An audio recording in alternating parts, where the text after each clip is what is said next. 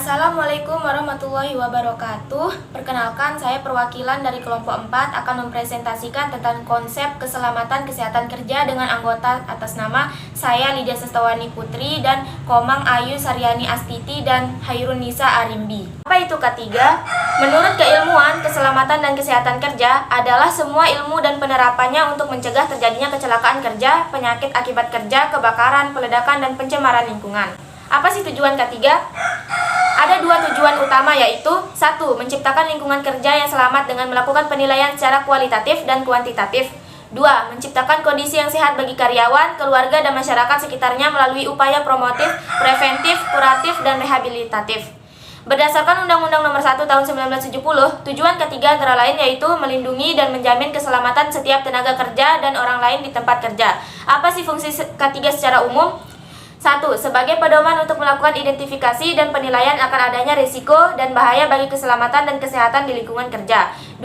Sebagai acuan dalam mengukur keefektifan tindakan pengendalian bahaya dan program pengendalian bahaya. 3. Membantu memberikan saran dalam perencanaan proses organisir, desain tempat kerja, dan pelaksanaan kerja. 4. Sebagai pedoman dalam membuat desain pengendalian bahaya, metode, prosedur, dan program. Apa sih persyaratan keselamatan kerja perkantoran? Lantai bebas dari bahan licin, cekungan miring dan berlubang yang menyebabkan kecelakaan dan cedera pada karyawan. Penyusunan dan penempatan lemari kabinet tidak mengganggu aktivitas lalu lalang pergerakan karyawan. Dalam pengelolaan listrik dan sumber api terbebas dari penyebab electrical shock. Apa sih prosedur kerja aman di lingkungan kantor? Karyawan yang membawa tumpukan barang yang cukup tinggi atau berat harus menggunakan troli dan tidak boleh naik melalui tangga, tapi menggunakan lift barang bila tersedia. Bahaya jatuh dapat dicegah melalui kerumah tanggaan kantor yang baik. Cairan tumpah harus segera dibersihkan dan potongan benda yang terlepas dan pecahan kaca harus segera diambil. Tangga tidak boleh menjadi area untuk menyimpan barang, berkumpul, dan segala aktivitas yang dapat menghambat lalu lalang. Penanganan kondisi darurat.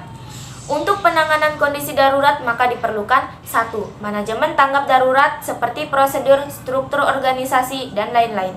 2. Manajemen keselamatan kebakaran gedung seperti terdapat sistem proteksi kebakaran dan lain-lain. 3. Prosedur atau tata cara evakuasi. 4. Mekanik dan elektrik.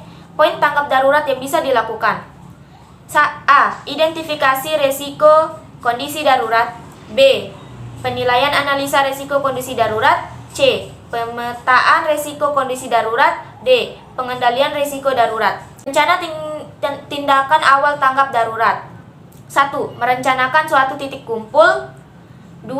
Mengadakan simulasi kebakaran. 3. Menyiapkan sirine-sirine dan alarm tanda bahaya. 4.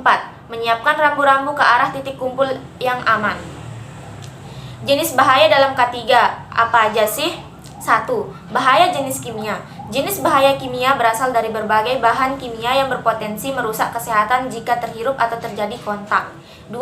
Bahaya jenis fisika. Bahaya ini berasal dari berbagai hal yang berhubungan dengan fisika dan berpotensi merusak kesehatan dan keselamatan jika terjadi kontak. 3. Bahaya jenis pekerjaan. Bahaya ini berasal dari jenis pekerjaan atau proyek yang berpotensi merusak kesehatan dan mengancam keselamatan jiwa pekerja. Selesai sudah presentasi kami. Kali ini kurang lebihnya kami ucapkan terima kasih. Wassalamualaikum warahmatullahi wabarakatuh.